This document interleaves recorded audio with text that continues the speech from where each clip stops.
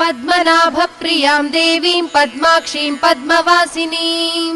पद्मवक्त्रां पद्महस्तां वन्दे पद्मामहर्निशम् पूर्णेन्दुबिम्बवदनां रत्नाभरणभूषितां वरदाभयहस्ताभ्यां ध्यायेच्चन्द्रसहोदरीं इच्छारूपां भगवतः सच्चिदानन्दरूपिणीं सर्वज्ञां सर्वजननीं विष्णुवक्षस्थलालयां दयाळुमनिशं ध्यायेत् सुखसिद्धिस्वरूपिणी। हरिः नित्यागतानन्त नित्यानन्दिनी जनरञ्जनी नित्यप्रकाशिनी चैव स्वप्रकाशस्वरूपिणी महालक्ष्मीर्महाकाली महाकन्या सरस्वती भोगवैभव सन्धात्री भक्तानुग्रहकारिणी